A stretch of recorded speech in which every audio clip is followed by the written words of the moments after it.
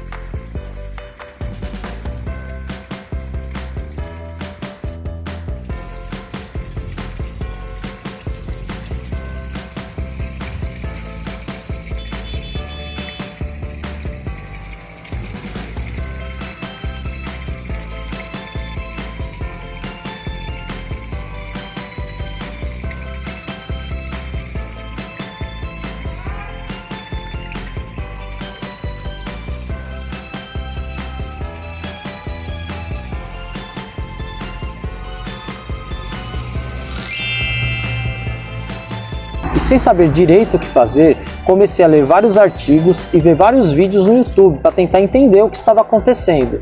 E tudo me levava a crer que elas estavam doentes. O grande problema é que os sintomas dos peixes doentes são todos muito parecidos. E a única coisa que eu me sentia confiante de fazer era dar o banho de sal. E isso não estava dando resultado. E eu confesso que isso já estava tirando meu sono. Eu estava vendo a hora que eu ia perder todas as minhas carpas.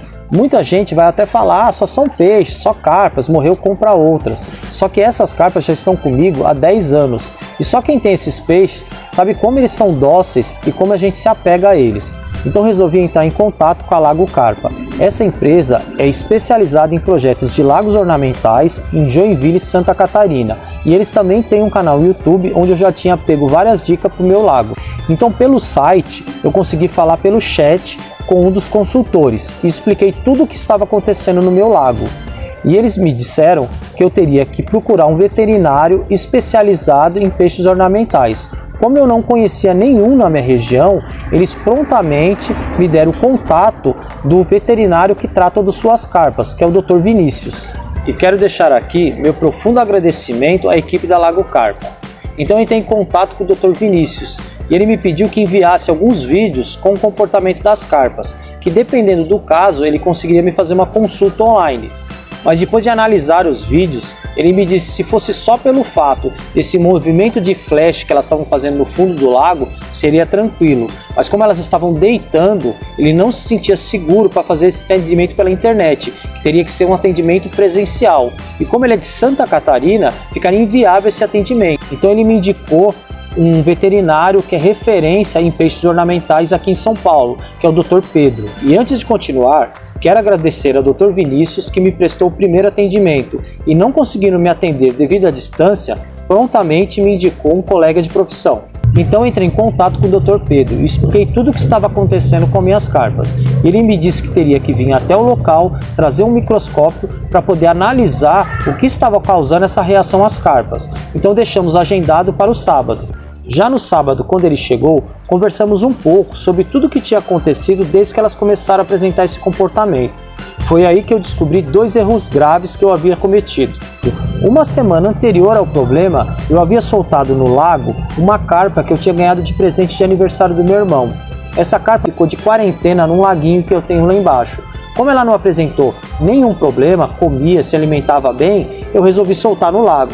E o Dr. Pedro disse que teria que ter sido feito antes nessa carpa um tratamento com algumas medicações, a fim de eliminar qualquer parasita e qualquer bactéria que ela pudesse trazer para o meu sistema. Ele me disse que não daria para afirmar que esse seria o causador do problema, mas havia grande possibilidade de ter sido isso. E o meu outro erro foi ter escolhido uma péssima época do ano para ter introduzido um peixe no meu sistema.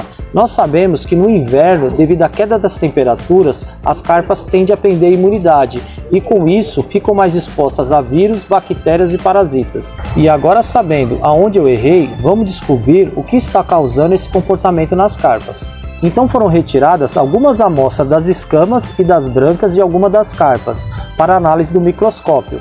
Fiquem aí com algumas imagens do que foi encontrado.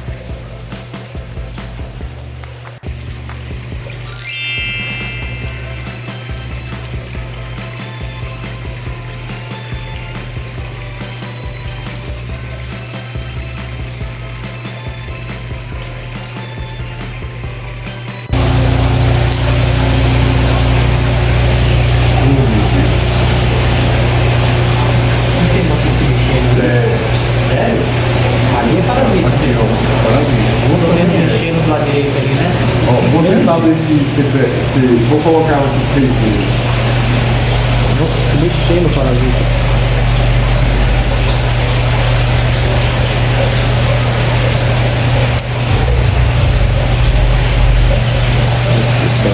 Coisa incrível, né? Meu Deus do céu. Nossa, eu vou tocar certinho.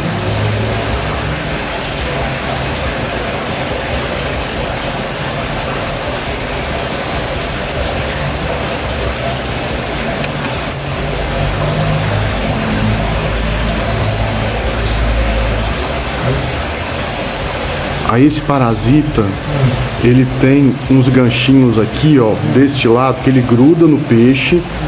Aí quando o peixe, quando ela gruda no peixe, o peixe pega e dá aqueles flashing, sabe? Sei, que ele tá tentando tirar, que não tá incomodando. E esse parasita aqui, eu consigo saber até o gênero dele, que é um Gyrodactylus.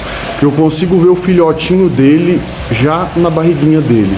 Então daqui um dia ele vai ter um filhotinho com ganchinho. Aqui, ó, é aquela área onde eu falei com vocês que tinha uma pequena uma área esbranquiçada nas brânquias, que parecia um ponto de necrose. E isso confirma. Além da gente conseguir ver alguns protozoários, tá? Bem pequenininhos aqui, a gente consegue ver bastante foco de hemorragia nessas brânquias. Tá, isso, exatamente. E esses pontos marrons é o parasita, que é o psinodino. E agora, já sabendo dos causadores do problema, ele me passou um tratamento que teria que ser feito no lago. E como eu tinha 3 carpas que estavam bem debilitadas, com possível quadro de infecção, foi feita a aplicação de antibiótico. Bom pessoal, nesse caso o tempo é fator determinante para o resultado do tratamento. Como cada carpa vai reagir de uma forma ao vírus, bactérias e parasita, quanto antes encontrarmos o causador do problema e começar o tratamento, será melhor. Vou deixar aqui para vocês um recado do Dr. Pedro.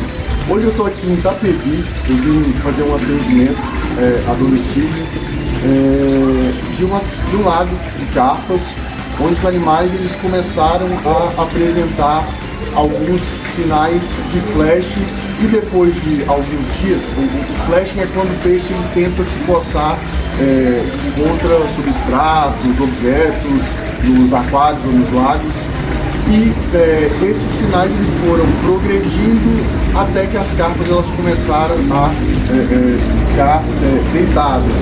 Foi então que o proprietário ele conseguiu meu contato e marcamos uma visita. Nessa visita eu trouxe o meu microscópio e, para nossa surpresa, ou não, né, a gente encontrou 2 tipos de parasitas diferentes que estavam infestando essas carpas, e baseado nesse diagnóstico que eu fiz, né, nós entramos primeiro com um medicamento específico para tratar primeiro o psinodino, e em seguida, daqui a alguns dias, a gente vai entrar com praziquantel para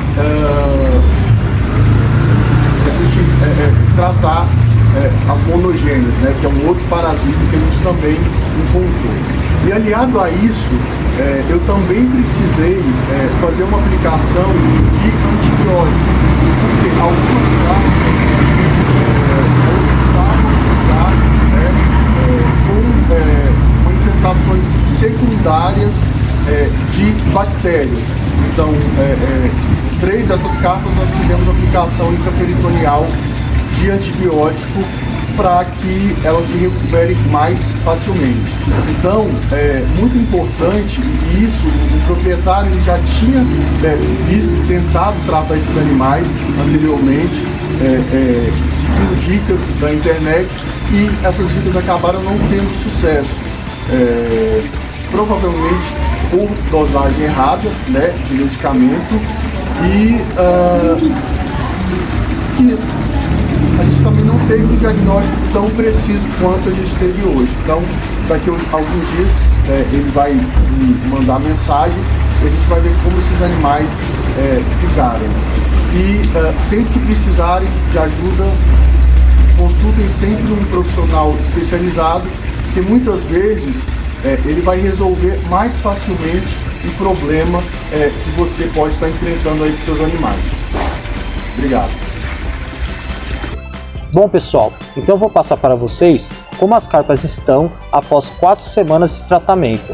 Uma das carpas infelizmente não resistiu à infecção. A outra carpa está sendo tratada fora do lago em uma caixa hospital. E todas as outras, graças a Deus, estão se recuperando muito bem.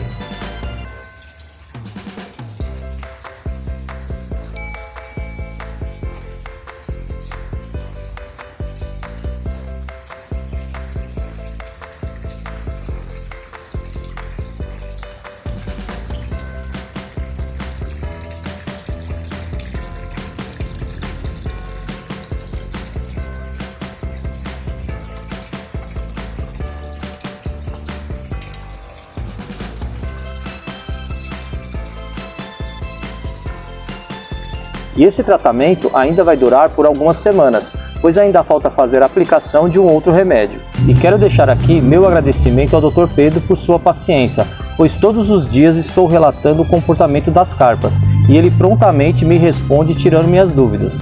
Às vezes, os problemas acontecem para que possamos conhecer bons profissionais e para adquirirmos novas experiências no hobby. E vou deixar aqui na descrição do vídeo o Instagram do Dr. Pedro. E se esse vídeo de alguma forma te ajudou ou te agregou algum conhecimento, não se esqueçam de se inscrever no canal, deixar o seu like e até o próximo vídeo.